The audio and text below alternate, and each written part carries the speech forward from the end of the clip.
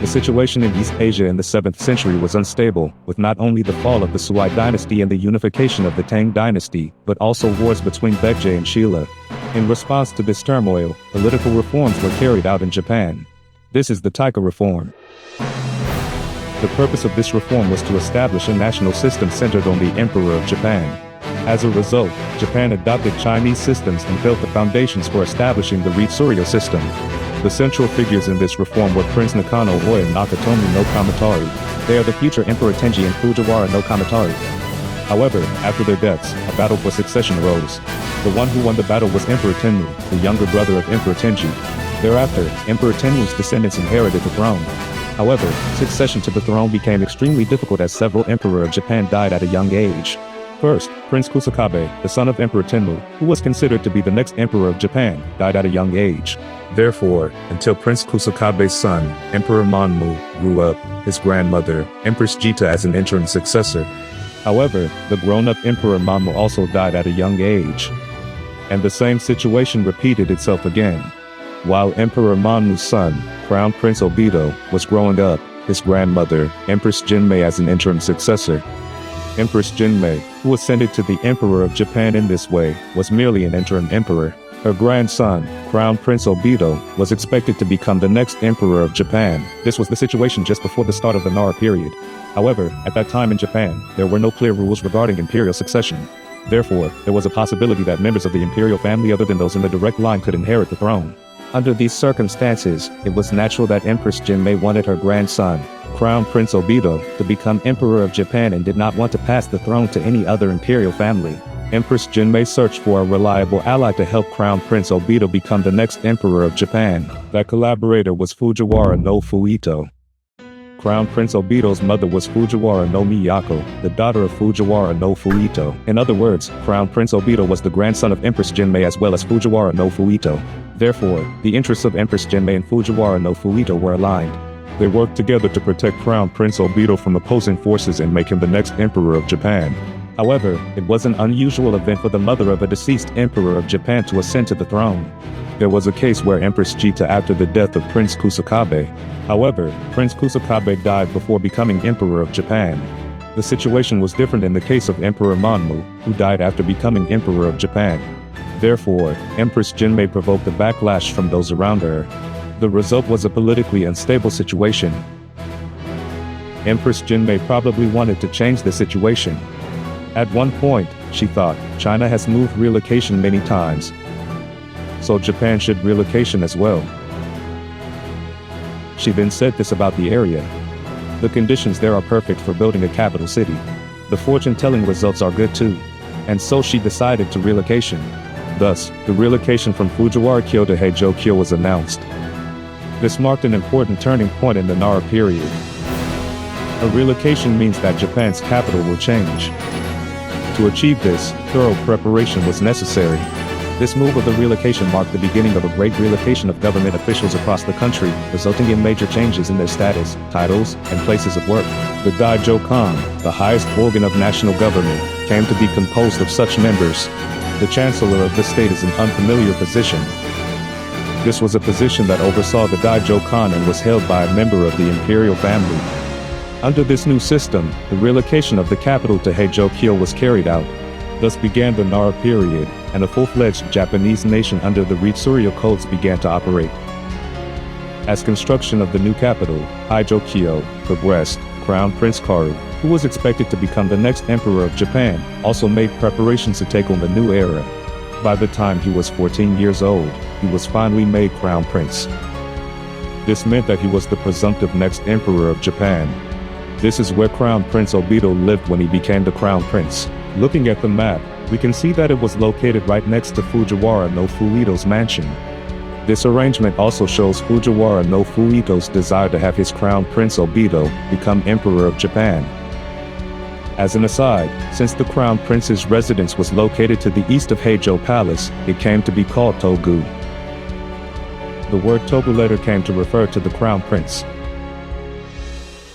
This is how Crown Prince Obito became the Crown Prince. He then gradually began to take part in political ceremonies, preparing himself to become Emperor of Japan.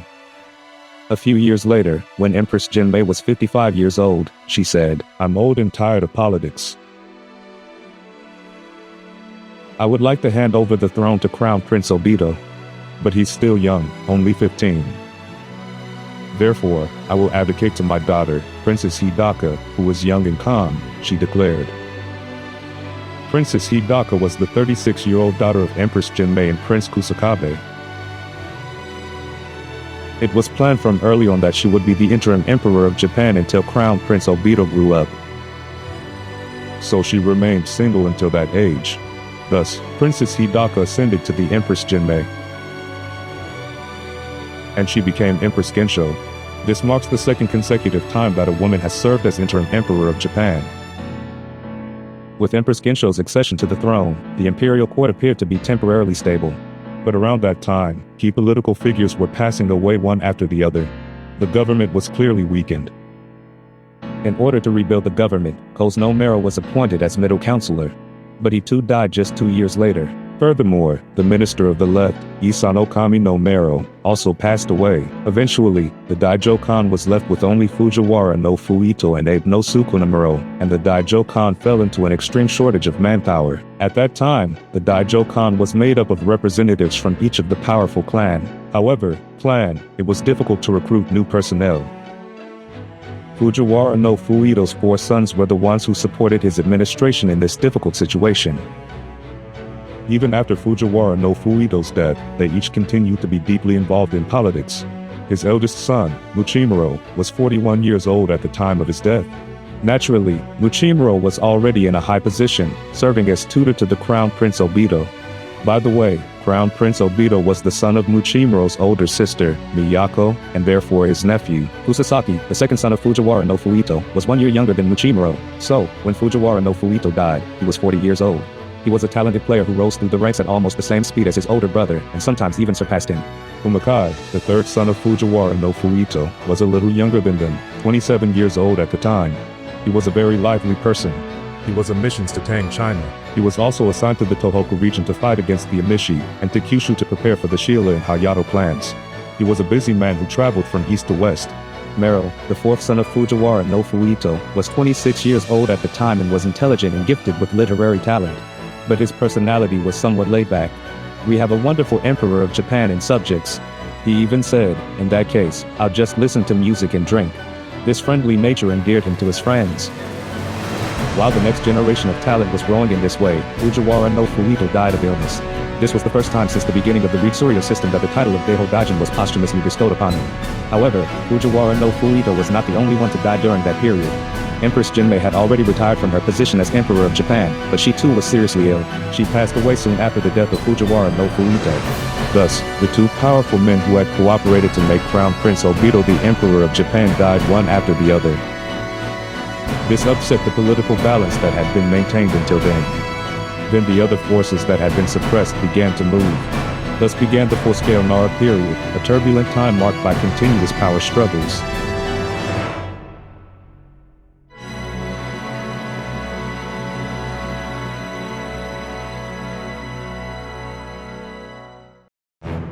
Shortly after the start of the Nara period, a political upheaval called the Rebellion of Prince Nagiya occurred. Prince Nagiya, the central figure in this political upheaval, had Prince Takechi as his father and Prince Minabe as his mother. He was a man of honorable origins. Prince Takechi supported his father, Emperor Tenmu, during the Genshin War and made a major contribution to the victory. Next, let's look at the origins of Princess Minabe. During the Ichi incident, Sogen no Kuriyamada no Ishikawa Mero gave his daughter in marriage to Emperor Tenji as a condition for his cooperation with him. Princess Minabe was the daughter of Emperor Tenji and his daughter. In other words, Prince Nagiya was the grandson of both Emperor Tenji and Emperor Tenmu. Furthermore, Princess Minabe was Empress Jinmei's sister. Furthermore, Empress Jinmei's daughter was also the wife of Prince Nagiya. Thus, based on his family history, Prince Nagiya was clearly a person of extremely noble origins who represented the imperial family. But while his noble lineage brought him to the forefront of politics, it also created new conflicts.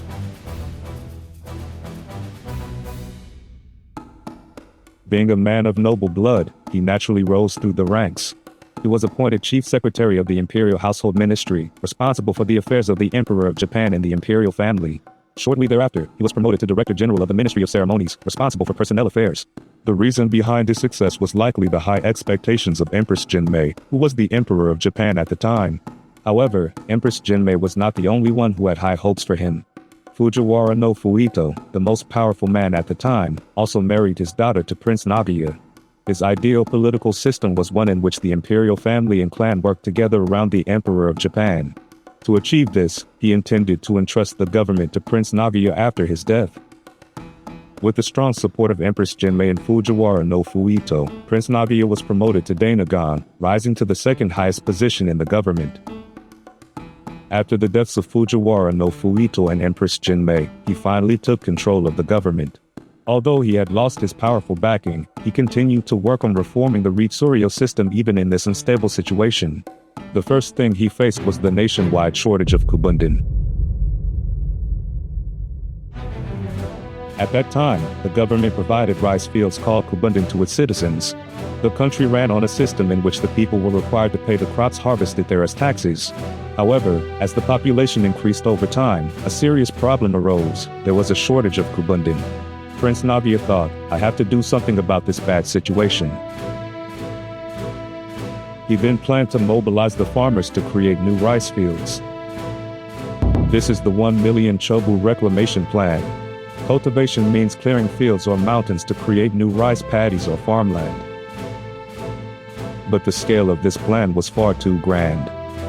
So the difficulty of mobilizing peasants and the practical labor shortage made this simply not feasible.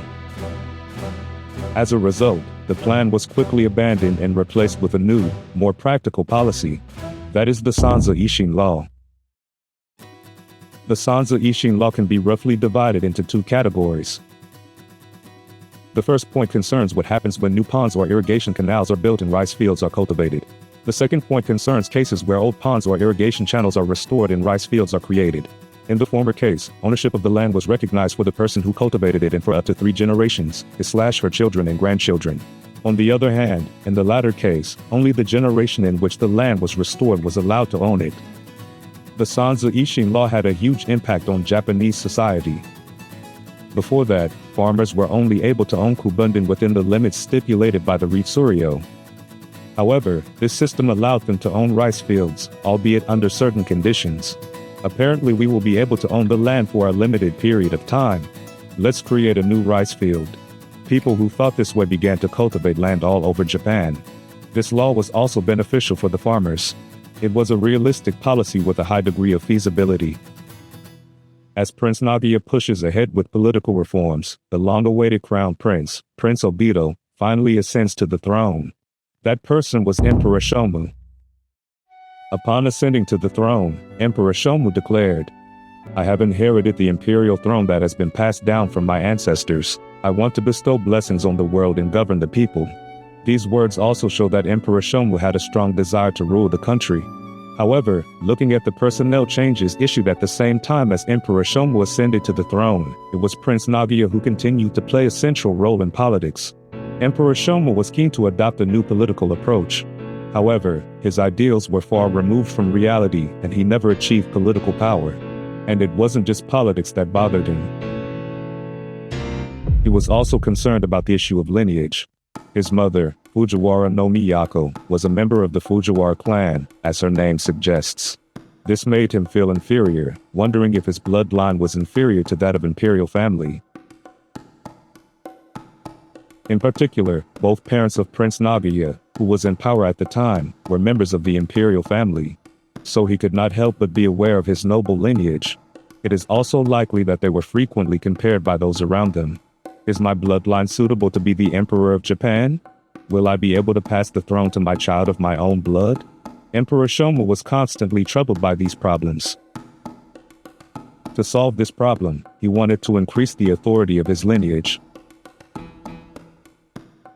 So he turned his attention to his mother, Fujiwara no Miyako. In the first place, the cause of his troubles was that he was a Fujiwara clan bloodline. So he thought that by elevating the status of his mother, Fujiwara no Miyako, his bloodline would gain more legitimacy. And he commanded the people to call his mother Daibunin instead of Bunin. By adding Dai, he tried to set her apart from the other Bunins. However, Prince Nagaya responded at this point. He was strict with the rules of the Ritsuryo. The format and terminology of documents are determined by Ritsuryo. According to the Ritsuryo, her title should be Kauibunin. He insisted. This was like pointing out that the Emperor of Japan's orders were against the law. Upon hearing this, Emperor Shomu was forced to retract his imperial decree. As a result, his new accession to the throne would have been a disgrace. He was worried about whether his son would be able to inherit the throne. Even as he thought this, he hoped that a boy would be born soon to be his son. He already had a child, Princess Abe, with Fujiwara no Fuito's daughter, Komaiwashi. He also had a daughter, Princess Ino, with Agate Nukai no Hiratoji. However, since both of his children were girls, he was waiting for the birth of a boy who could inherit the throne. Meanwhile, he and Komaiwashi were blessed with a long-awaited baby boy, Prince Mogoi. Naturally, he was overjoyed.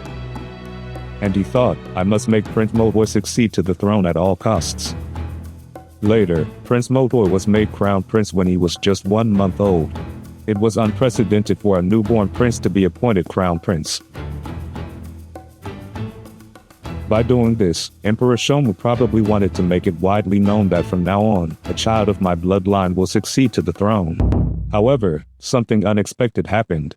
The long-awaited baby boy, Prince Mogoi, passed away from illness before his first birthday. His parents, Emperor Shomu and Komaiwashi, and their family, the Fujiwara clan, were deeply disappointed. Emperor Shomu once again found himself troubled by the issue of imperial succession. What he found most threatening was the presence of Prince Nagaya, who was obviously of noble blood. Prince Nagaya's wife, Princess Kibi, was also a member of the imperial family. This meant that any boy born to them would be 100% of the imperial family bloodline. On the other hand, Emperor Shomu's wife, Komaiwashi, was from the Fujiwara clan. This meant that any boys born to them would be more than half Fujiwara clan in bloodline. In other words, the latter was in a less worthy position as heir to the throne than the former. If things continue like this, the throne may pass to a child of Prince Nagaya's bloodline. I have to do something. This sense of anxiety dominated Emperor Shomu's mind. However, Emperor Shomu was not the only one who was anxious at the time. Fujiwara clan also felt a strong sense of crisis. After Fujiwara no Fuito's death, his sons took control of the Fujiwara clan. Among them, Muchimuro in particular was an idealist of clan-based government centered on the Fujiwara clan. However, the situation changed dramatically when Prince Asahi was born to Emperor Shomu and Agate Nukai no Hiratoji. Prince Asaka might become the crown prince. If that were to happen, the power of the Fujiwara clan would weaken. This isn't good. That's what Muchimuro thought. And so he came up with an emergency solution. It was a plan to make Komaiwashi the empress. If she became empress, even if no sons were born, she could become an interim emperor of Japan and buy time. At this stage, there was no other way to produce an imperial successor of Fujiwara clan blood than this strategy. However, the problem that arose was the presence of Prince Nagaya, who was strict about the rules. The Ritsuryo codes stipulated that only a woman from the imperial family could become empress. Therefore, opposition from Prince Nagaya was inevitable if Komaiwashi were to become empress. So Prince Nagaya was a major obstacle for Fujiwara clan. As a result, the movement to eliminate Prince Nagaya accelerated, led by Muchimuro. The Fujiwara clan schemes reached their peak, and finally a political upheaval occurred that would decide the fate of Prince Nagaya. That was the rebellion of Prince Nagaya. The incident began with a tip-off from certain individuals. The two visited the Fujiwara no Nara residence and made the following appeal. Prince Nagaya has secretly mastered sorcery and is plotting to overthrow the Emperor of Japan. The recent death of Emperor Shomu's crown prince was due to his curse. This was a false accusation fabricated by Fujiwara clan. However, Emperor Shomu, who was greatly shocked by the death of Prince Mogoi and already felt that Prince Nagaya was a threat, believed this tip-off. That night, troops were mobilized under the command of Fujiwara no Umakai and Prince Nagaya's residence was surrounded. The next day, Prince Nagia's all communication with the outside world was cut off. The Daehokan, led by Fujiwara no Muchimuro, was dispatched to the residence of Prince Nagia. Their purpose was allegedly interrogation. However, their actual purpose was to force Prince Nagia to admit to a crime he did not commit. Under these pressures, Prince Nagia, Princess Kibi and their sons, who were likely to succeed the throne, were driven to suicide. In this way, the Fujiwara clan overthrew Prince Nagia and took control of politics. Later, Muchimuro, the mastermind behind the coup, was promoted to Dainagon. He finally succeeded in making Komawashi his empress. As a result, for the first time in Japanese history, a woman outside the imperial family became empress. After that, Fujiwara no Muchimuro took the lead in politics at the Daehokan, and the reduced number of Daehokan was replenished with new personnel. As a result, all 4 Fujiwara brothers attained the rank of counselor or higher. The 4 Fujiwara brothers system led by Muchimuro was established. The Fujiwara clan's political base was greatly strengthened.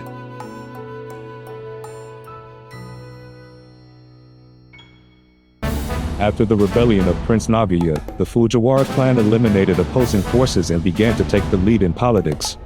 At that time, the 4 Fujiwara brothers were at the center of politics.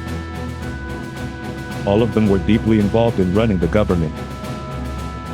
They participated in politics as representatives of their respective houses. Their families were called as follows. Muchimuro's house was called Nag, which means it was located on the south side of Haijokyo. The house of Yuzusaki was called Haki, which means it is on the north side.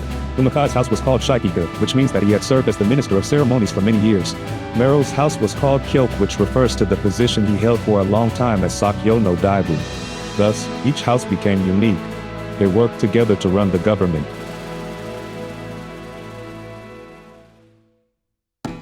Under the rule of the 4 Fujiwara brothers, there was a move away from imperial kinship politics, in which imperial family members were involved in politics. Furthermore, based on the Ritsuryo, a clan-centered political system was established. As a result, the powers held by the imperial family were gradually transferred to the Daiyukin. Under the Ritsuryo system, a system for running politics was established. In the process, new offices were established as needed. On the other hand, systems and government offices that were no longer in line with the times were abolished. In this way, proactive reforms were implemented. In this way, the foundations of the Japanese nation under the Ritsuryo codes became even stronger. By the way, let's shift our focus from Japan to East Asia as a whole. At that time, the intentions of each country in East Asia were intertwined, forming complex international relations. The Tang dynasty, the largest country at the time, attempted to bring the Baohe kingdom, which arose in northeastern China, under its control. However, Baohe rebelled against them. As a result, the relationship between the two became strained.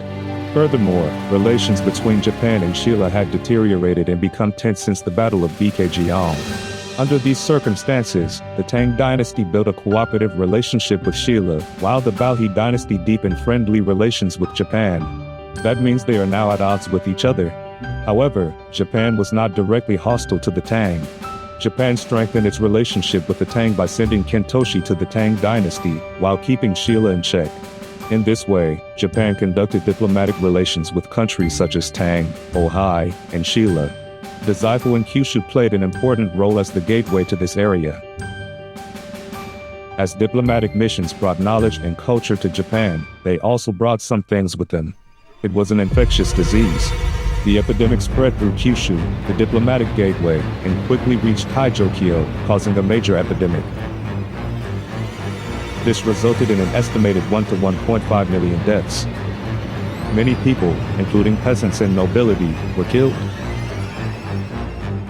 The epidemic has also had a serious political impact. All 4 Fujiwara brothers died from the disease. The government that the Fujiwara clan had built up collapsed abruptly due to this epidemic.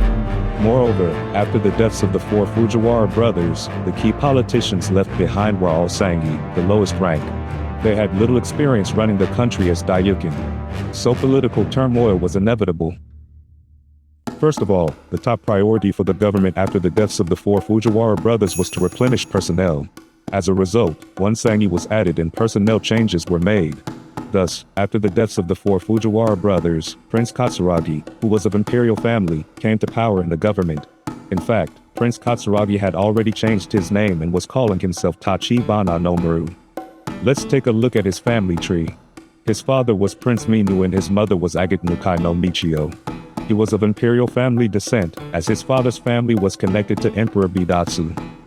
However, this was a time of transition from imperial family-centered politics to clan-centered politics. Considering this political situation, Prince Katsuragi has decided to give up his royal title with an eye to the future. He inherited the Kaban Tachibana given to his mother by Empress Jinmei, and chose to live as a vassal. In this way, when a former member of the imperial family gives up their status and becomes a vassal, this is called demotion to subject status. Thus, Tachibana no Maru took control of politics and set about rebuilding a government that had been devastated by the plague. Specifically, he reduced the manpower and materials allocated to the military and sought to stabilize politics and finances.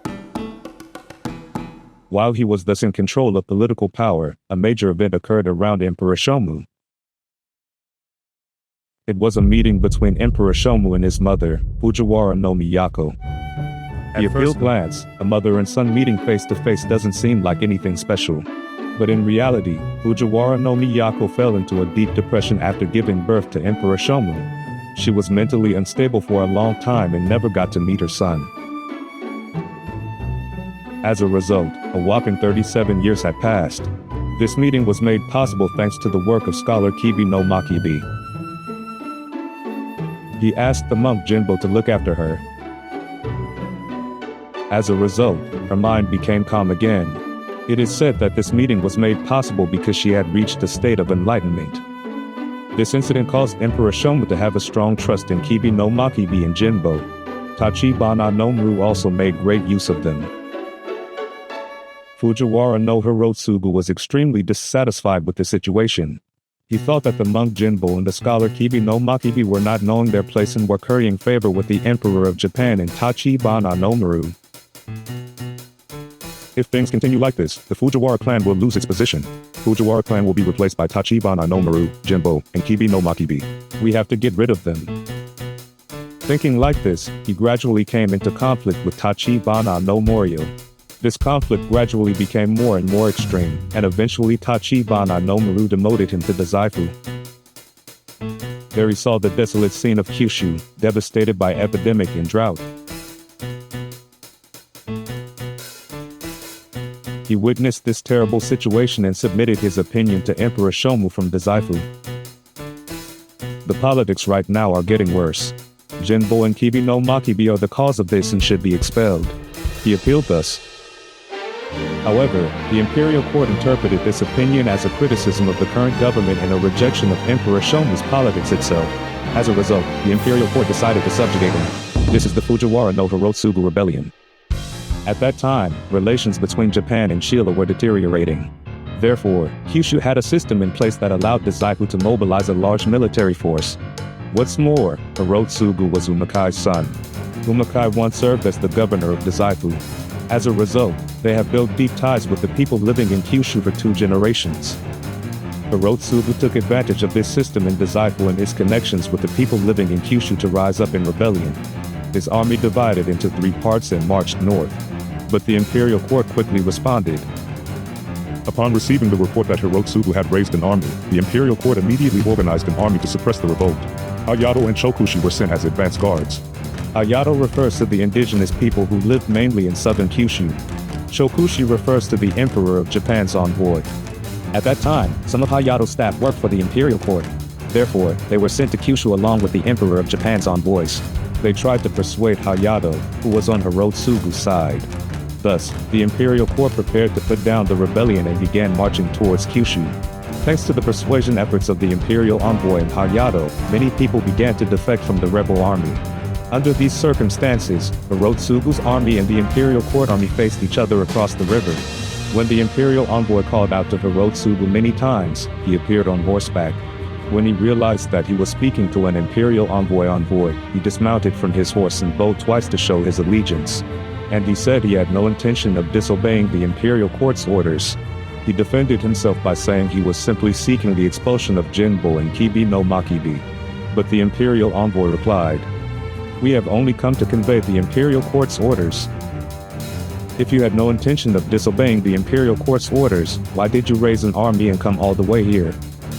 The imperial envoy questioned him thus. The imperial replied and so mounted his horse and left the scene. Seeing this, the soldiers of Hirotsugu's army decided that the situation was unfavorable and one by one surrendered to the imperial court army. Nevertheless, Hirotsugu decided to fight and took on the decisive battle. However, he was defeated and fled to the west. He tried to flee the country, but the wind blew him back and he was captured. He was ultimately executed and the Fujiwara no Hirotsugu rebellion failed. During the reign of Shomu Emperor, Japanese society was in a state of uncertainty due to the spread of epidemics.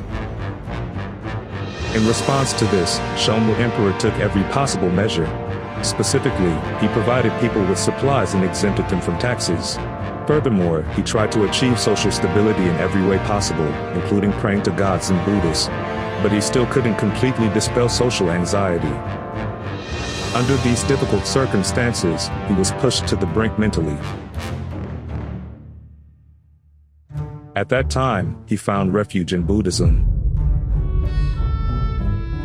He had the opportunity to worship Vairocana Buddha at a temple he visited on imperial visit to Naniwa. He was apparently deeply impressed by the majesty of the Buddha statue and the profound teachings of Buddhism. I would like to make a Buddha statue like this here and ease people's suffering. This wish was deeply engraved in his heart. And he has held on to that wish ever since. It wasn't just the plague that plagued him. This is because the Fujiwara no Hirotsugu rebellion broke out in northern Kyushu. To put down this rebellion, the imperial court sent troops to Kyushu. At that moment, Shomu Emperor suddenly said, "I have an idea." So I decided to go east for a while. We are in the midst of a war, but this is unavoidable. Shogun, do not be surprised or confused by this. With those words, he decided to leave Haijokyo with retired Empress Jinmei and Empress Komyo.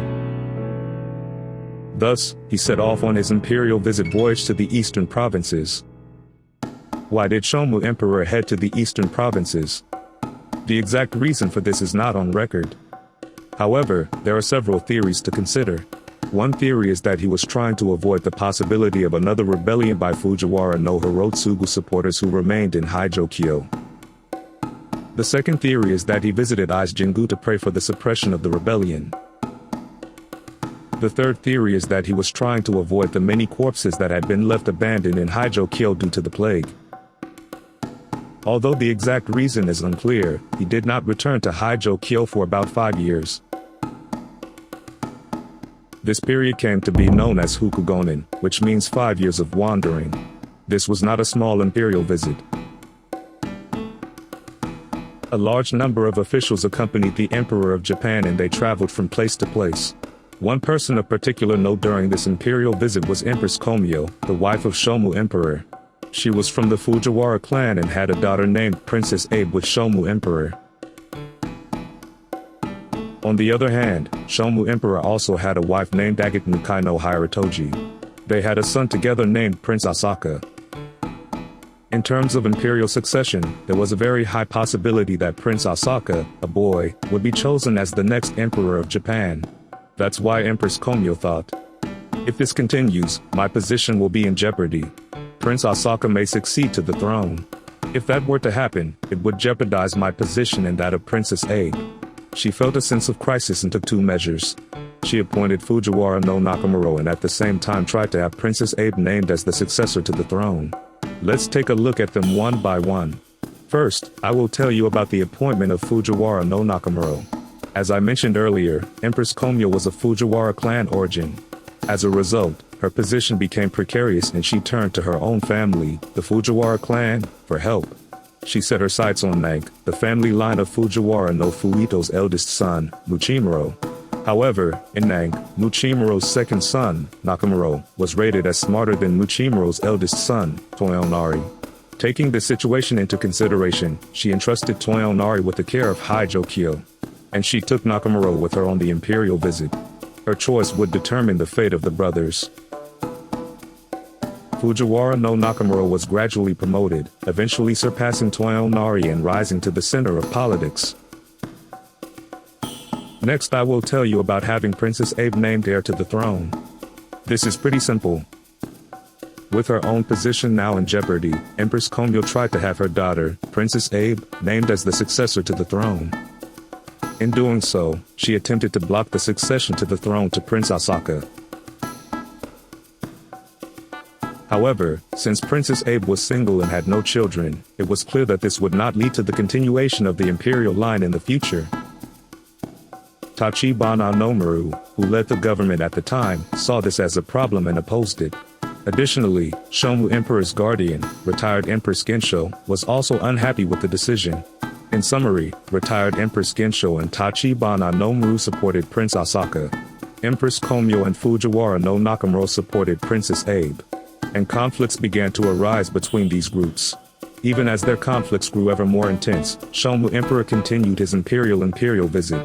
He did not return to Haijokyo. He then decided to relocation to Kunikyo. Kunikyo is located across a mountain from Haijokyo, and Tachibana Nomaru's villa was located there. Tachibana Nomaru, who was accompanying the emperor on the imperial visit, probably suggested to the Emperor of Japan, "How about relocation closer to my house?" By doing so, he was probably attempting to counter the growing power of Fujiwara no Nakamura. Thus, under his leadership, Kunikyo capital was established as the new capital. These groups were eager to win Shomu Emperor over to their side. Famine, plague and rebellion continue. This is causing anxiety in society. I have to do something. Shomu Emperor thought this way and was cornered both politically and spiritually. As a result, he turned his attention to the power of Buddhism. He had previously issued orders to make Buddha statues and copy sutras all over the country. As a result, the rice harvest was good. From this experience, he became convinced that Buddhism has the power to turn misfortune into fortune. He then gave the order to copy sutras and build 7-story pagodas in various provinces. This order is known as the Edict on the Establishment of Provincial Temples. Thus began the construction of provincial temples and nunneries all over Japan. Let's focus on Yamato Province, which was the political center at the time. Konkamyoji, which later became the Yamato Provincial Temple, had a special background. This temple was built to commemorate the soul of Shomu Emperor's son, Prince Mogor, who died before he turned 1 year old. Later, the temple was elevated and it became the Yamato Provincial Temple. It then developed further and became Tadaiji Temple. Shomu Emperor aimed to connect the provincial temples across the country with Tadaiji Temple at its center, and to build a peaceful and stable nation through the power of Buddhism and the Emperor of Japan. In this way, he had the idea of stabilizing the nation through the power of Buddhism. This is called the thought of protecting the nation with Buddhism.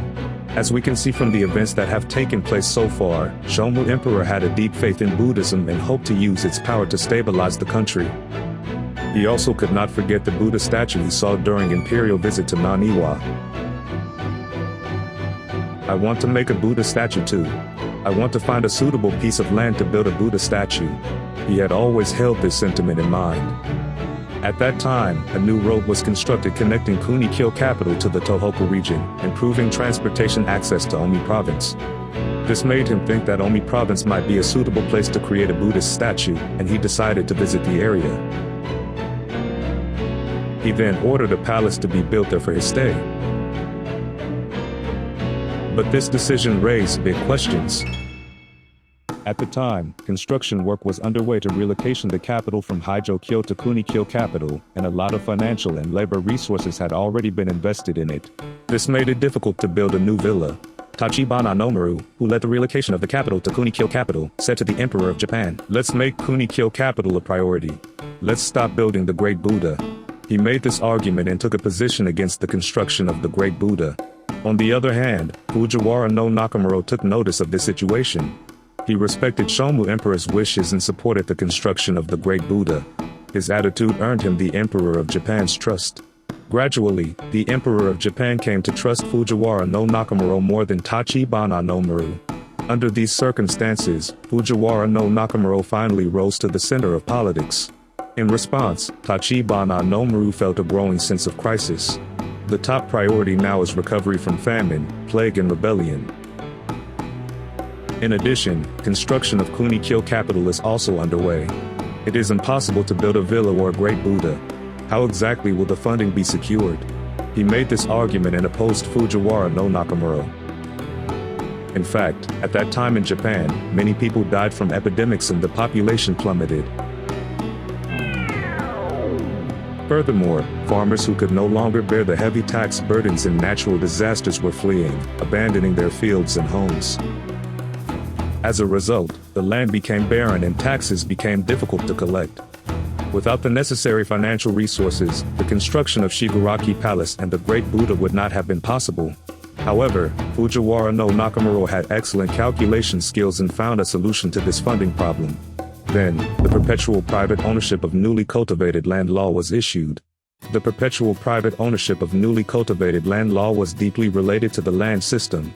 To understand the background, let's first briefly review the land system at that time.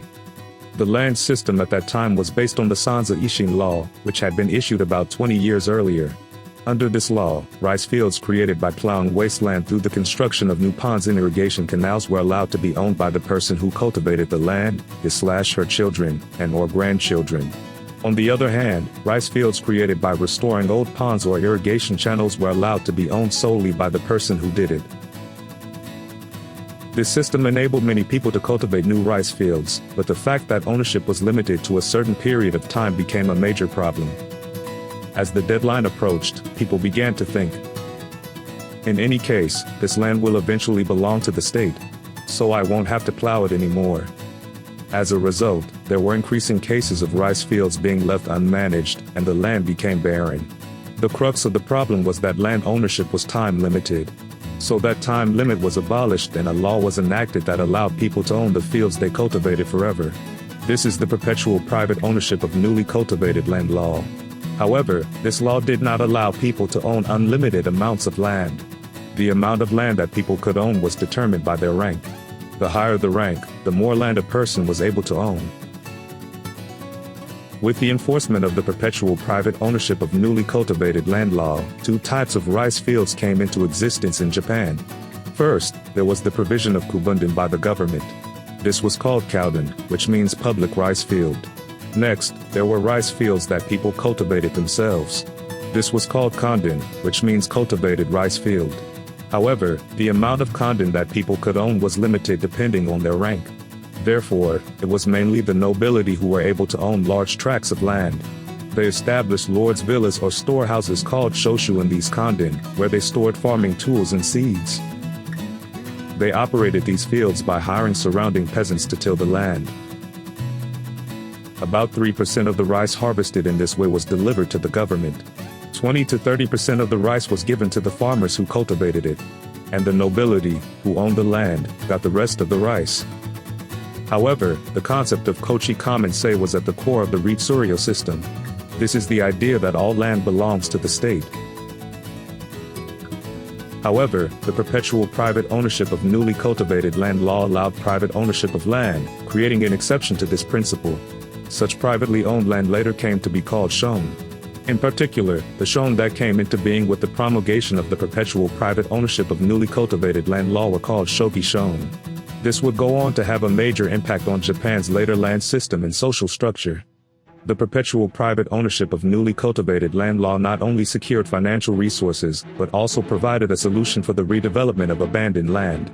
This law was enacted under the Tachibana no Maru administration. However, it is highly likely that Fujiwara no Nakamura's excellent calculation skills were put to good use behind the scenes. In response to this situation, Shomu Emperor finally embarked on the construction of a Buddhist statue. He issued an edict to build a great Buddha. Shigaraki Palace in Omi Province was chosen as the site for building the great Buddha. Construction of the giant Buddha statue began in earnest there. At that time, the monk Gyoki, who was active mainly in the Kanai, led his disciples and encouraged the people to participate in the construction of a Buddha statue. Gyoki's activities have inspired many people to join in on this ambitious undertaking. So let's sort out the situation. At the center of politics at that time, two factions were engaged in a fierce power struggle over Shomu Emperor. The Tachibana no Maru faction led the construction of Kunikyo capital. The Fujiwara no Nakamura faction promoted the construction of Shigaraki Palace and the Great Buddha. Fujiwara no Nakamura tried to outwit Tachibana no Maru. Let's focus on building the Great Buddha at Shigaraki Palace. Construction work on Kunikyo capital should be temporarily halted. He made this suggestion, and Shomu Emperor accepted it. At this point, Tachibana no Maru could no longer remain silent. Kunikyo is the capital of Japan. If the construction work is left half done, the nation's integrity will be lost. He made this claim and forced the capital to be relocation to Naniwa no Miya, as far away from Shigaraki Palace as possible. Thus, Shomu Emperor, accompanied by Tachibana no Maru, made an imperial visit to Naniwa no Miya. Prince Asahi, Shomu Emperor's only son, also accompanied him on that occasion. But then something unexpected happened. Prince Asaka suddenly fell ill. Prince Asaka had no choice but to return to Kunikyo capital, but he died just 2 days after returning there. The forces centered around Tachibana no Maru have lost Prince Asaka, who was highly expected to succeed the imperial throne. As a result, their political power was greatly weakened. Fujiwara no Nakamura dealt them further damage. He invited Shomu Emperor to imperial visit Shigaraki Palace. What did he say to lure the Emperor of Japan out? He probably said, "Let's go and see the progress on the construction of the Great Buddha." Naturally, Tachibana no Maru was very unhappy about this. He officially declared Naniwa the capital, even though Shomu Emperor was not there. A chaotic situation arose, with no clear idea of where the capital was. It was only natural that the people would be dissatisfied with the situation. People who felt that the current politics are bad set fire to the area around Shigaraki Palace. It escalated into a series of wildfires. The chaos caused by the power struggle also had a major impact on the people. Shomu Emperor was naturally distressed by the situation. He believed that the power of Buddhism could be used to stabilize the nation and promoted the construction of the Great Buddha. But he was aware of the criticism he was receiving. I wonder if society is becoming unstable because of my own shortcomings. As he was blaming himself, another incident struck him. It was a series of earthquakes that occurred over several days. This is not good. Perhaps even the gods and Buddhas are angry. So he finally made a big decision. This was to listen to the opinions of the people who wanted the capital returned to Haijokyo. Thus, he set off for Haijokyo. The capital was returned to Haijokyo after a 5-year hiatus. By that time, Tachibana no Morio's influence had weakened considerably, and Fujiwara no Nakamura's power grew rapidly. Fujiwara no Nakamura was appointed as the Minister of Ceremonies, a position with authority over personnel matters. He began to actively intervene in personnel matters, removing pro-Tachibana no Maru officials from key positions one after another. And by appointing officials from his faction to key positions, he strengthened his own faction. After that, Tachibana no Maru fell completely from grace with the death of retired Empress Gensho. With the loss of his strong support, he was no longer able to do anything politically and was forced into decline. Thus, the factional struggle was settled and the victory of Fujiwara no Nakamura faction was confirmed. This victory meant that Princess Abe, who was supported by Fujiwara no Nakamura, was chosen as the successor to the throne. Thus, Shomu Emperor abdicated. He became the first ever Emperor Emeritus. From then on, he devoted himself to the project of building the Great Buddha, which was moved from Shigaraki Palace to Haijokyo. The project to build the Great Buddha faced major issues that needed to be resolved right up until the very end. The problem was a shortage of gold, the raw material for gold plating, which was necessary to complete the Great Buddha as a true Great Buddha. But suddenly this problem was solved. Gold has been discovered in the Tohoku region. With this discovery, the completion of the Great Buddha was within sight, and construction work moved forward to the final stage. However, this discovery of gold created other problems. At that time, Japan's trade consisted mainly of cotton exports.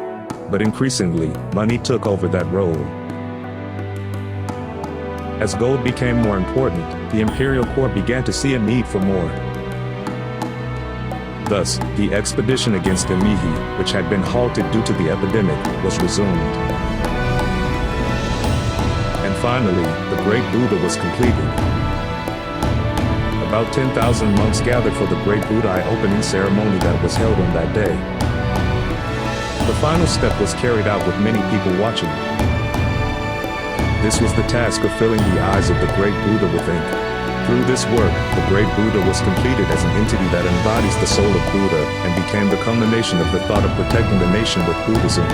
This was followed by a grand ceremony with a sermon on the Avatamsaka Sutra, various music and dance performances, and more. This Great Buddha opening ceremony was the largest since Buddhism was introduced to Japan. It made a deep impression on many people.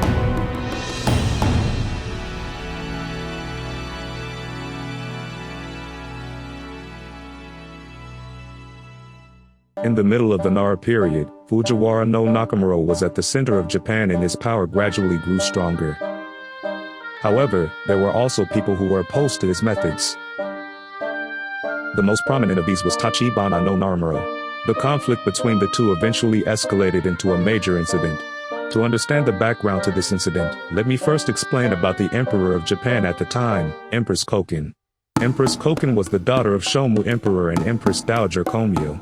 She inherited the throne as Emperor of Japan from her father. However, she was single and had no children to inherit the throne. Therefore, from the beginning of her reign, there were voices of opposition to Empress Koken's ascension to the throne because she had no heir. Opposition to Empress Koken was widespread among nobility and officials. Due to this situation, the reign of Empress Koken was a time of political turmoil. Her position as Emperor of Japan was also unstable. The one who supported Empress Koken was her mother, Empress Dowager Komyo. Empress Fujiwara clan's fundamental desire was to strengthen the power of the Empress Dowager Komyo. Therefore, she wanted her daughter, who was of Fujiwara clan blood, to become the Emperor of Japan. She gave an important position to Fujiwara no Nakamura, one of the most talented members of the Fujiwara clan. She wanted to create a system in which she would have real political power. But there was a problem with that. At the center of politics at that time were the minister of the left, Takabana no Maru, and the minister of the right, Fujiwara no Toyonari, the older brother of Fujiwara no Nakamura. There were people who held a higher position than Fujiwara no Nakamura. As a result, Fujiwara no Nakamura was not able to easily take control of politics. So Empress Dowager Komyo and Fujiwara no Nakamura devised a new plan. That is the establishment of the Shibi Chudai. The Shibi Chudai was an organization that managed events surrounding Empress Dowager Komyo. But that was just a pretense. In reality, Shibi Chudai was an office that received orders from Empress Dowager Komyo and issued instructions to officials. Originally, under the Ritsuryo system, it was the role of the Daiyukin to give instructions to officials and run politics. However, Empress Dowager Komyo began to influence politics through Shibi Chudai. Fujiwara no Nakamura was appointed as the chief of this Shibi Chudai. Thus, the center of national politics shifted from the Daiyukin to Shibi Chudai. At the command of Empress Dowager Komyo, a system was created in which Fujiwara no Nakamura took the lead in politics. As a result, the authority of Empress Koken and the Daiyukin was greatly restricted. It has become an institution that is largely irrelevant. However, Fujiwara no Nakamura valued the Ritsuryo codes above all else. He did not think it was a good idea to conduct politics in the Shibi Chudai, which was not stipulated in the Ritsuryo codes. He hoped that one day he would take control of the Daiyukin and be able to govern. He considered Shibi Chudai to be a temporary measure until then. Fujiwara no Nakamura conducted politics based on this idea. In this way, Empress Dowager Komyo and Fujiwara no Nakamura ran the country under a unique system. Despite operating under such an unusual system, political balance was somehow maintained. This was thanks to the existence of Shomu Emperor, who was still alive as Gyoko. Another factor was the influence of Takabana no Maru, who headed the Daiyukin. However, Takabana no Maru retired from politics and Shomu Emperor of Gyoko passed away. This caused the balance to be upset and the country was thrown into a state of political instability. The trigger was, as expected, the issue of succession. Emperor Shomu was also concerned about the fact that Empress Koken had no children. Just before his death, he thought, when I die, politics will be in chaos. He died leaving the well-naming Prince Funato as crown prince. Prince Funato was the grandson of Emperor Tenmu. The exact reasons why he was selected are unknown. Prince Funato's father was of imperial family and Fujiwara clan descent. Shomu Emperor was also of imperial family and Fujiwara clan descent. He may have felt an affinity with Prince Funato, who was in a similar position to himself. However, it was Empress Dowager Komyo and Empress Koken who were left behind who had trouble with their succession. Fujiwara no Nakamura was also in trouble. Without consulting them at all, the decision was made to appoint Funadu as crown prince. So, less than a year after the death of Shomu Emperor, the three of them argued that Funadu should be removed from his position as crown prince. They insisted that a new crown prince should be chosen and asked their subjects for their opinion. Many members of the imperial family were candidates. Empress Dowager Komyo and Fujiwara no Nakamura rejected all the candidates, each giving their own reasons. Finally, they made Prince Wui the crown prince.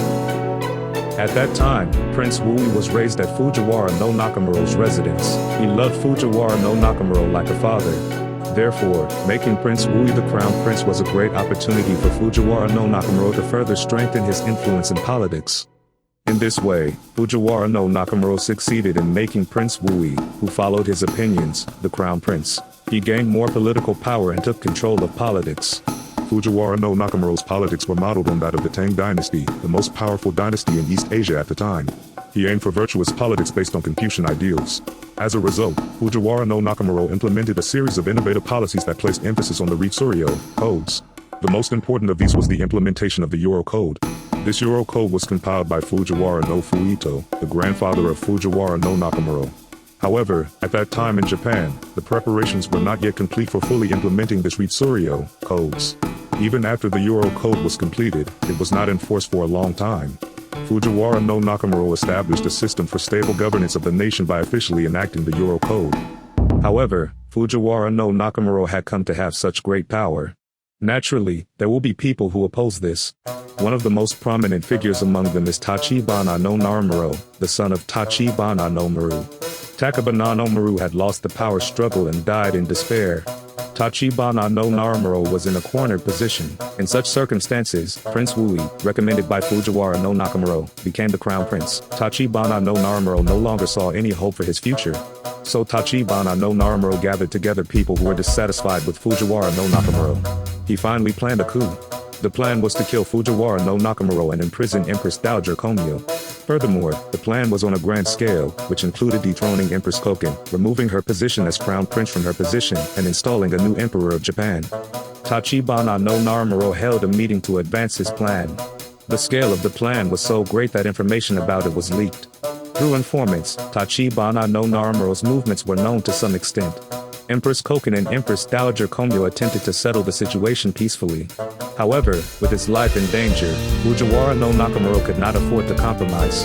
He immediately mobilized his troops and suppressed Tachibana no Naramuro. He used this opportunity to wipe out all those who opposed him. This series of events is known as the Tachibana no Naramuro incident.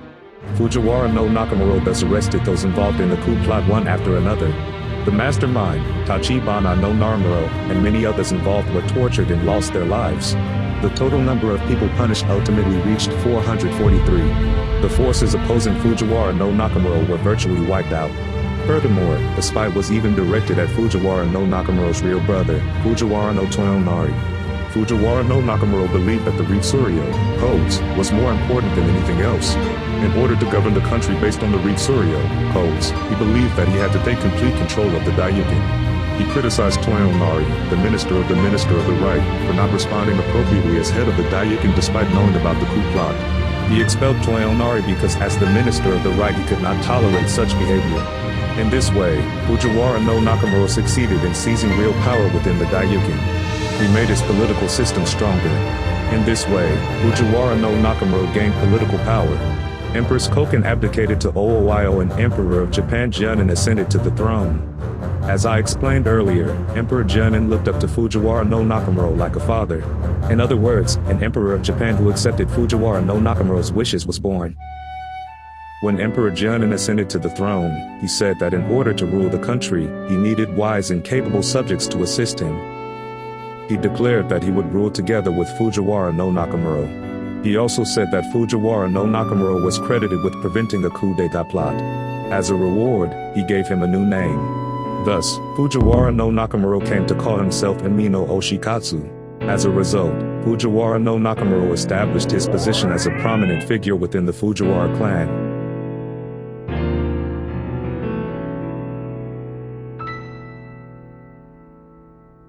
Having gained the trust of Emperor Genin and gained enormous power, Fujiwara no Nakamura was appointed Minister of the Right. He quickly absorbed the latest information about the Tang that he received through the Kintoshi. He applied it to practical policies and promoted politics modeled on the Tang. As part of this, the names of job titles were also changed to Tang style. Specifically, his title, Minister of the Right, was renamed Daio. He was later promoted to the position of Daiho Daijin, which was renamed Daishi. In particular, he was the first vassal to become Daiho Daijin. This was indeed the period when his power was at its height. However, he did not simply seek to increase his status within the imperial court, he sought to build a stronger base of power. So he planned to build a new capital city. In doing so, he referred to the policies implemented in the Tang at the time. During the Tang, in addition to the capital Chang'an, another important city was sometimes established as a political and military base. He took inspiration from this policy and decided to build another city in Japan to rival Haijokyo. And he built Hiranamiya in Omi province. Omi province was his base for many years. He probably also aimed to demonstrate his power by building a new city there. Also, at that time in Japan, Buddhism and politics were deeply connected. During the reign of Shomu Emperor, the construction of Tadaiji Temple was carried out as a national project. In this way, Buddhism rapidly expanded its influence and began to have a strong influence on politics and society. However, as the number of monks increased, some began to not follow the rules. Fujiwara no Nakamura thought, this is not good. He embarked on reforms to restore discipline in the Buddhist community. He established a system to govern monks throughout the country. He then appointed 2 monks, Jianjin and Robin, to head the organization. Jianjin was a monk who traveled from the Tang to Japan and brought the rules of Buddhism to Japan. Robin was a monk who served as the first Bedo, or head, of Tadaiji Temple. In this way, Fujiwara no Nakamura proceeded with the purge of the chaotic Buddhist world. This was not simply a religious reform, it also aimed to prevent monks from interfering too much in politics and to ensure the stability of the nation. On the other hand, he was active not only in domestic governance but also in military policy. A symbolic example of this is our expansion into the Tohoku region. At that time in Japan, there were people called Emishi who lived in what is now the Tohoku region. The Emishi were not under the control of the imperial court and had their own unique culture and society. As a result, the imperial court viewed the region as a land to be conquered and sought to expand its control. The imperial court had already begun to expand into the Tohoku region. They built the palisades of Taga Castle and used it as their military and administrative base. However, the Emishi put up a fierce resistance, and the battle dragged on. Under these circumstances, Fujiwara no Nakamura strengthened his power and came to lead the nation's military policy. He decided to begin full-scale operations in the Tohoku region and entrusted his son with the responsibility. In this way, the development of castles and roads was promoted, and the influence of the imperial court in the Tohoku region expanded. Naturally, this policy led to further deepening conflict with the Emishi, and it later escalated into a massive fight. Fujiwara no Nakamura also planned to expand his influence not only to the Tohoku region but also to Shilo and the Chosen. Since its defeat at the Battle of Bikejiyama, Japan had long desired to invade Shilo. Under these circumstances, the Japanese envoys who traveled to Tang clashed with the Shilla envoys over seating order. The Shilla envoys were expected to sit at a higher position than the Japanese envoys. Japanese envoys protested to the Tang and requested that the seating order be reversed. The Tang dynasty accepted this and changed the seat of the Shilla envoys to a lower position than that of the Japanese envoys. This was very humiliating for Shilla. Afterwards, Japanese envoys were sent to Shilla. At that time, Shilla forbade them from meeting the king and treated Japan coldly. As a result, relations between Japan and Shilla deteriorated. More and more people began to argue that Japan should invade Shilla. Moreover, at that time, Balhae was actively contacting Japan in order to strengthen its alliance. Fujiwara no Nakamura saw this as a golden opportunity and attempted to cooperate with Balhae to put pressure on Shilla. However, due to a poor harvest in Japan, many people across the country died of starvation. Japan could no longer afford to invade other countries, so his plan to invade Shilla was thwarted. Now let's turn our attention back to domestic developments. Until then, the Emperor of Japan of the Nara period had been descendants of Prince Kusakabe, the son of Emperor Tenmu. However, with the death of this line, the imperial line passed to the descendants of Prince Tonari, who was also the son of Emperor Tenmu. And Emperor of Japan Genin ascended to the throne from this new imperial line.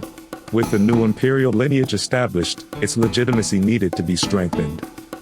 Empress Dowager Komyo then advised Emperor Genin to bestow the title of honor on his father, Prince Tonari. By elevating the status of Prince Tonari, she sought to emphasize the legitimacy of the new imperial line.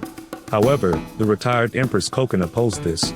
For her, this decision meant that the imperial line would be removed from her family. So she wasn't happy about it. When Emperor of Japan Genin was consulted, she said that he should refrain from bestowing the honorific title on Prince Tonari. Nevertheless, Empress Dowager Komyo repeatedly encouraged him to do so. Therefore, he ultimately dedicated the title to his father, Prince Tonari. Thus a feud arose between the retired Empress Koken and Emperor of Japan Genin, who became dissatisfied with him. Her mother, Empress Dowager Komyo, then began to restrain her. However, Empress Dowager Komyo eventually passed away at the age of 60. She had held real power in the imperial court for many years, so her death marked a major turning point. This meant that Fujiwara no Nakamura had lost his greatest backer. On the other hand, the retired Empress Koken was now able to act freely with the death of her mother, who had previously oppressed her. Thus, the conflict between the faction of Emperor of Japan Genin and Fujiwara no Nakamura and the retired Empress Koken became decisive. Once again, the bitter fight began. Under these circumstances, the retired Empress Koken and Emperor of Japan Genin imperial visit Hiranamiya to renovate Haijokyo. However, during this imperial visit, the retired Empress Koken fell ill and was cared for by a monk named Dokyo. This incident led her to become deeply devoted to Dokyo. On the other hand, Emperor Genin was not pleased with her excessive favoritism towards Dokyo. So he gave her many pieces of advice about Dokyo. And she was furious. Their conflict became decisive. They suddenly returned to Haijo Palace and began living separately. After her retirement, Empress Koken announced that she would become an ordination and disciple of Buddha. At the same time, she issued orders significantly restricting Emperor Genin's powers. Genin only handles the small things, and I handle the big things. I will strip Genin of his Emperor of Japan rights. She declared so. However, it was Emperor of Japan Genin who had the necessary seal to make the order official. Therefore, the orders of the retired Empress Koken had no legal effect and could not be enforced. Therefore, although Emperor Genin and Fujiwara no Nakamura continued to govern the country, a clash between the two forces became inevitable. In response to this situation, Fujiwara no Nakamura assembled a large army in the capital and began taking action to suppress the retired Empress Koken. However, she learned through a tip that he was preparing for battle. In response to this, she used Shonagon to seize the seal held by Emperor of Japan Genin. Fujiwara no Nakamura was shocked to hear this news. He was going to take a legitimate approach and use his military might to subdue her. So he didn't expect her to suddenly take the seal away from him. He quickly sent his son to try and get the seal back. But she sent more troops and shot his son dead. He sent reinforcements, but they too were shot dead. And the seal was finally hers. The retired Empress Koken took this opportunity to immediately label Fujiwara no Nakamura and his family as rebellion. He started a rebellion. His orders are invalid. He will be stripped of his official title and the Fujiwara name. She declared so. Thus, Fujiwara no Nakamura, who had accomplished an unprecedented feat, was instantly deemed an enemy of the state. As he became a target, Emperor Genin also became a target. Emperor Genin was arrested and placed under house arrest, after which he was stripped of Emperor of Japan title. Having lost everything, Fujiwara no Nakamura gathered his family and escaped from Haijokyo. He headed for Omi Province, his longtime base.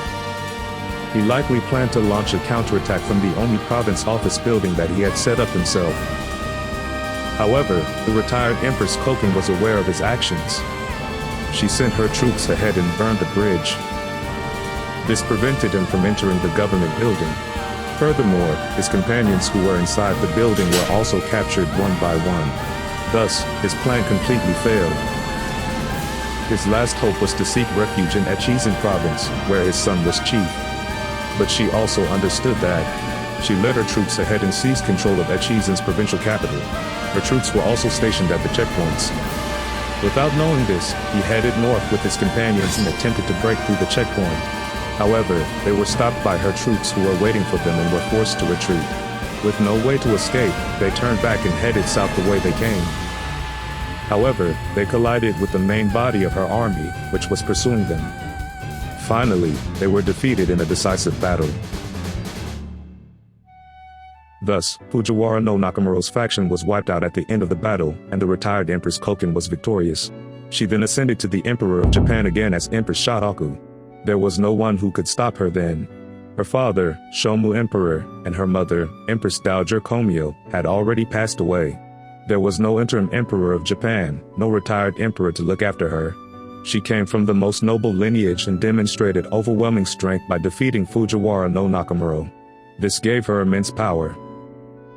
Meanwhile, what happened to Emperor Junin, who was already under house arrest? He was accused of conspiring with Fujiwara no Nakamuro to remove the retired Empress Koken and was exiled to Awajishima. In this way, people who had been driven out by the Fujiwara no Nakamuro faction were gradually returned to the imperial court. Among them was Fujiwara no Nakamuro's older brother, Toyonari, who had been demoted for his involvement in the Tachibana no Naramuro incident. But the person who attracted the most attention was a monk, Dokyo, who had been appointed to the new position of Minister Zen Master. Empress Shotoku became Emperor of Japan again after becoming an ordination. An ordination emperor deserves ordination ministers as well. With these words, she conscripted Dokyo and elevated him to the center of government. Thus began Buddhist politics under Empress Shotoku and her favorite, Dokyo.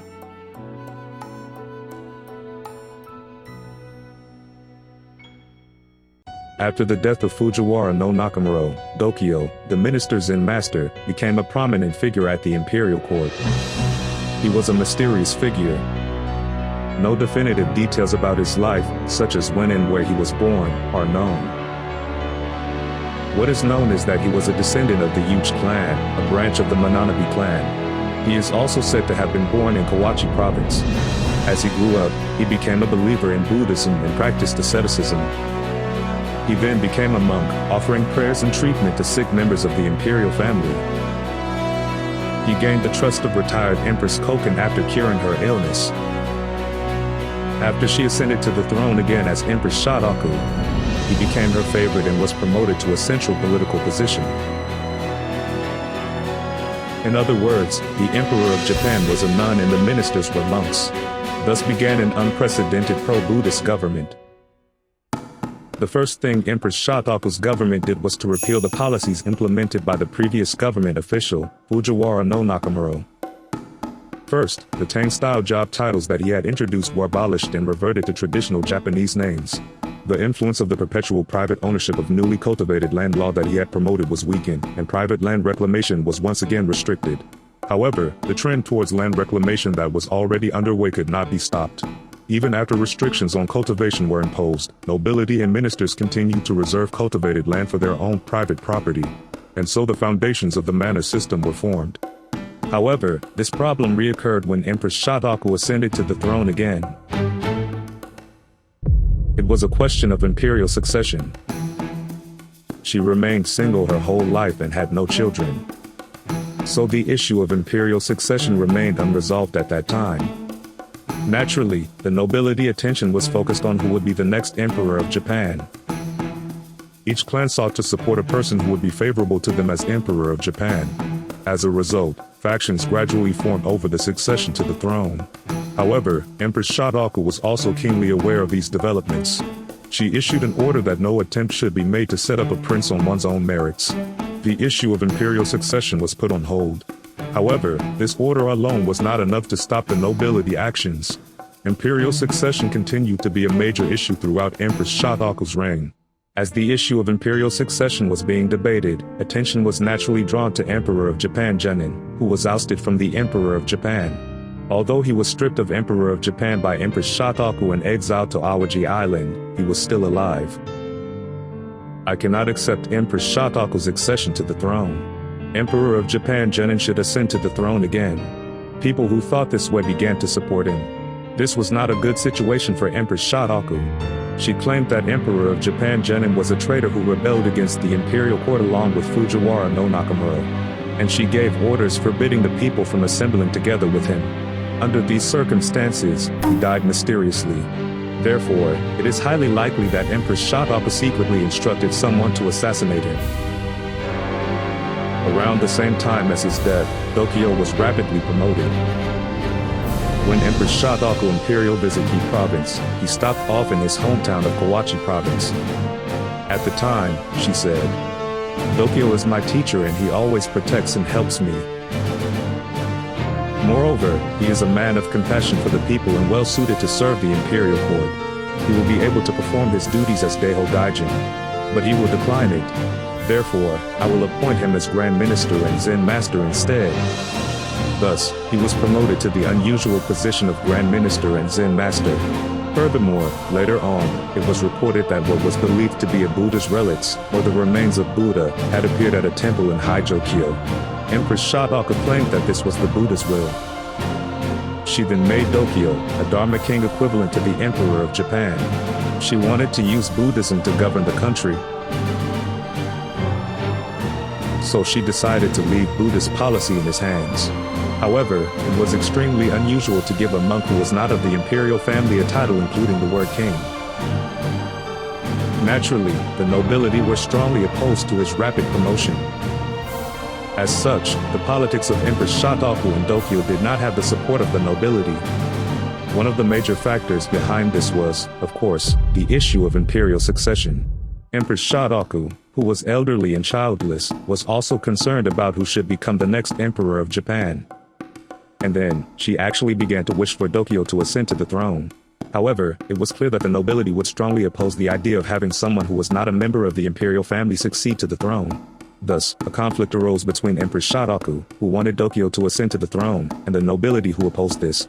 Then an incident occurred that brought this conflict to the surface. This is the Usahachimon Oracle incident. This incident began when a person who was performing religious rites in Dazaifu informed Empress Shotoku that he had received a revelation from the gods at Usahachimongu. This is the announcement. Place Dokyo on the throne. By doing so, the world will be at peace. This was a convenient oracle for Empress Shotoku, who wanted Dokyo to ascend to the throne. It is unclear whether this oracle was spontaneous or whether she had some influence over it. However, as if to reinforce this, she said that she had also received a revelation from God in a dream. She claimed that God had told her to send a messenger because he had something to tell me. However, since many of the nobility were opposed to Dokyo's ascension to the throne, the selection of the envoys had to be done carefully. Thus, Wake no Kiyomuro was selected as the emissary to be sent to Usahachimongu. Since he was from a rural area, Empress Shotoku probably thought this way. Because he comes from the provinces, he will not be influenced by the opinions of the central nobility. However, in reality her assumption was wrong, and he too was opposed to Dokyo's ascension to the throne. Thus, he was ordered to go to Usahachimongu and confirm the oracle once again. He then resolved to thwart Empress Shotoku's plan. He stated that God who appeared before him at Usahachimongu said, "A member of the imperial family should succeed to the throne. No one who is not a descendant of the emperor may ascend to the throne. Eliminate such people immediately." He returned to Haijokyo and told her that the god had said so. However, Empress Shotoku and Dokyo were infuriated by what he said. Empress Shotoku determined that his report was a lie. She gave him the degrading name Wake no Kitenamuro. Furthermore, she exiled him to Azumi province. However, even she could not withstand the silent pressure from the nobility who used God's prophecy. Thus, she was forced to give up her plan to have Dokyo ascend the throne. As a result, the opinions of the nobility who opposed Dokyo's accession to the throne prevailed. However, the issue of imperial succession remained unresolved. The future was completely unclear. Even in such a situation, time did not stop. Finally, death came to Empress Shotoku as well.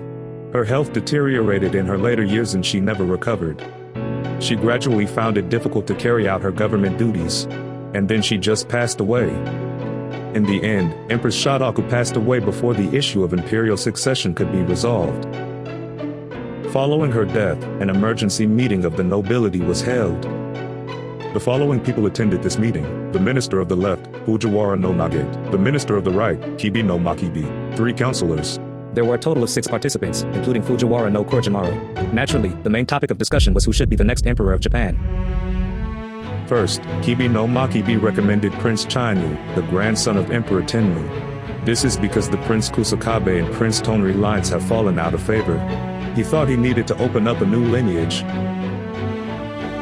However, Fujiwara Shaikika was opposed to this. Let's look at the participants in the meeting. Among the Fujiwara clan, there were 2 people from Shaikika there. Also, Isano Kami no Yakatsugu was a cousin of Fujiwara no Sukunamuro. In other words, half of them were in a position close to Shaikika. The Shaikika group worked with Fujiwara no Nagate from Haki to take the lead in the conference. And they were against Kibi no Makibi. Prince Chinu has 13 children. There is a high possibility that a dispute over the succession to the throne will arise. They made this claim and opposed the accession of Prince Chinu to the throne. As a result, Kibi no Makibi was left with nothing to say. Furthermore, Prince Chinu himself refused to ascend to the throne, so in the end someone else had to be chosen as Emperor of Japan.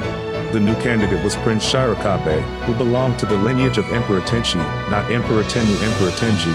He was the oldest member of the imperial family and was involved in politics as Dainagon at the time.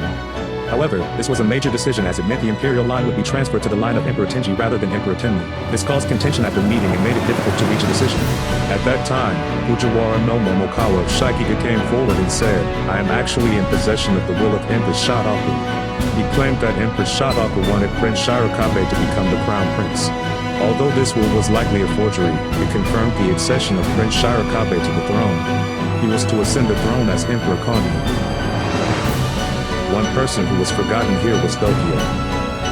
When Empress Shotoku, who had been his favorite, died, the criticism of him that had been suppressed suddenly erupted.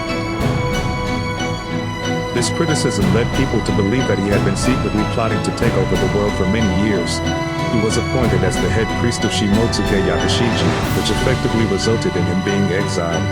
On the other hand, Wake no Kiyomuro, which had fallen from grace in the USA Hachiman Oracle incident, has been reinstated. 2 years after his exile, Tokyo died in Shimotsuke province, where he was posted. Although he had once come close to becoming emperor, he was buried quietly without any special treatment. Empress Shotoku passed away and Emperor Konyu ascended to the throne. Then, Dokyo, who had been at the height of his glory, was exiled and a new political system began. Emperor Konyu was the grandson of Emperor Tenji and had no relation to Emperor Tenmu. So why was he chosen as the Emperor of Japan? He was married to Imperial Princess Ino, the daughter of Shomu Emperor. And they had a son named Prince Osabe.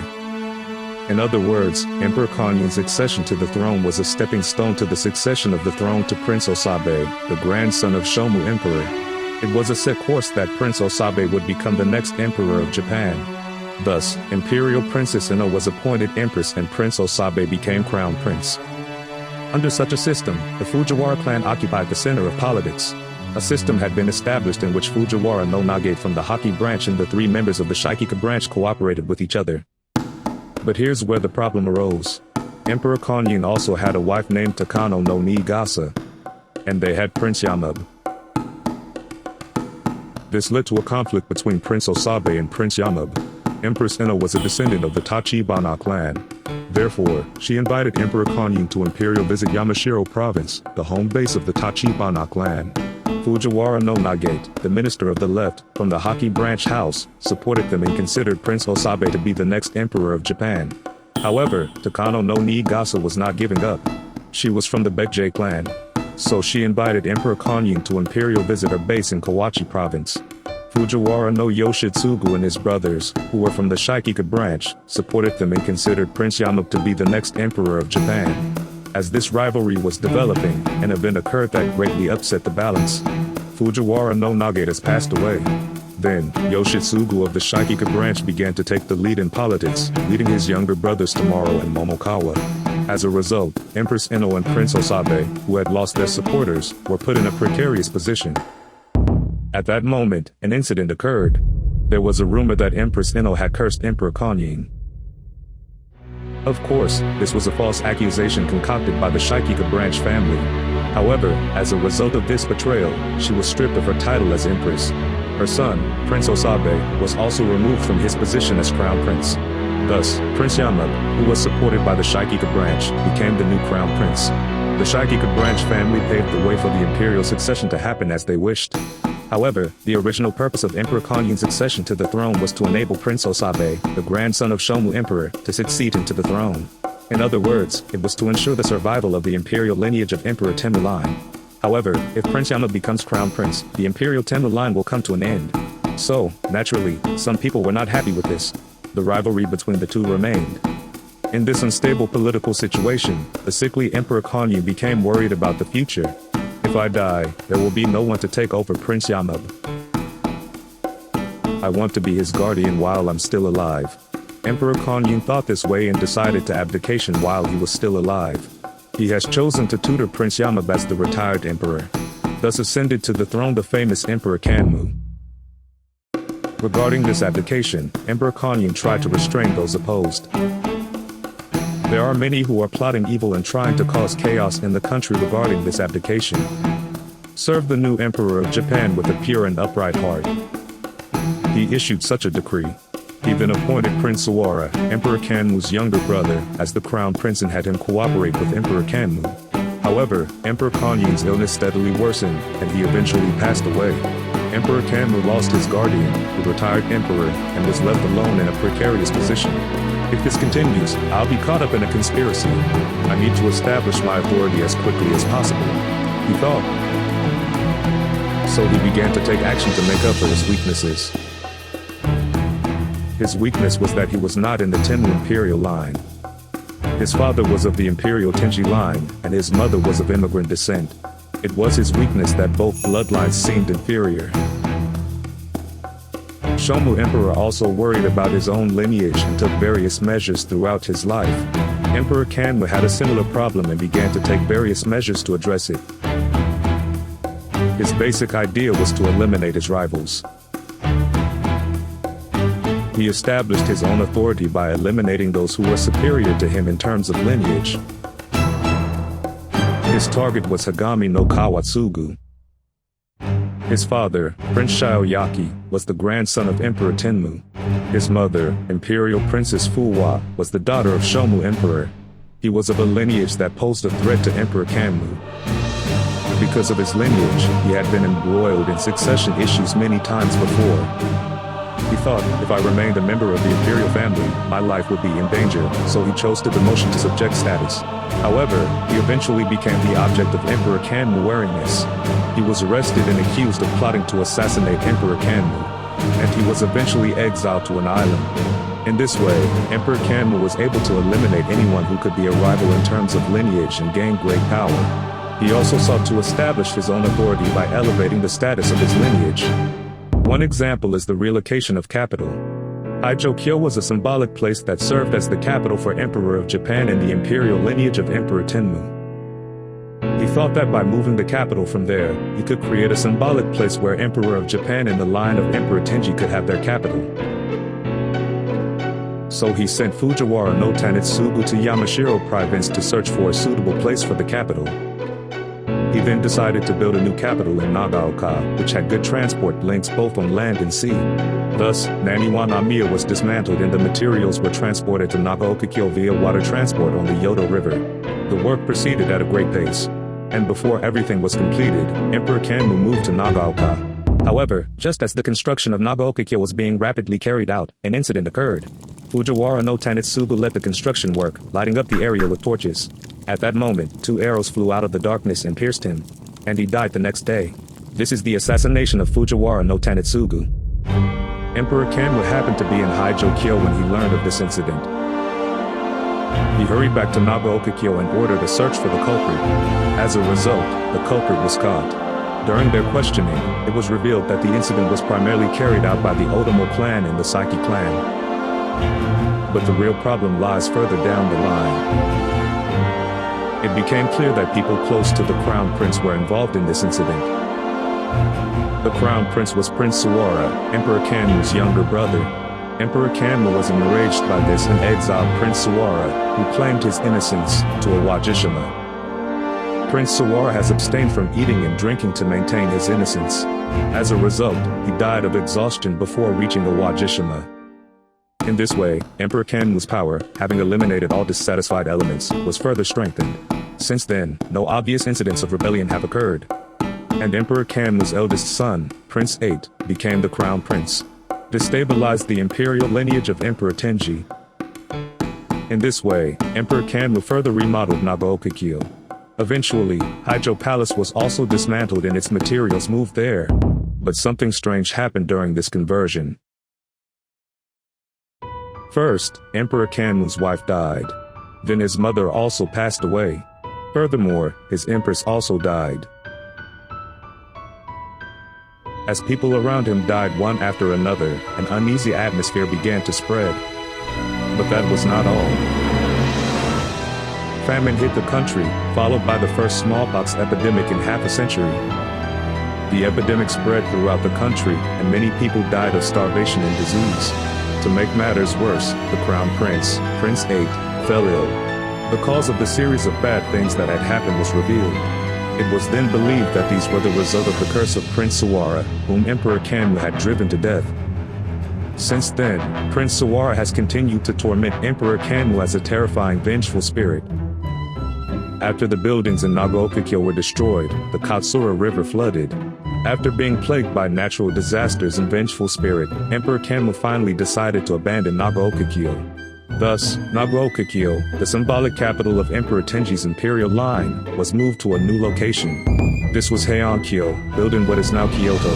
To the east of this area was the Kamo River, and to the west was the Katsura River. There were also high mountains to the north and wide open marshes to the south. So it was the perfect place to build a capital. Emperor Kanmu moved to Heian-kyo and revised the characters for Yamashiro province to use a new spelling. With this relocation of capital, the Nara period came to an end, and so a new era, the Heian period, began.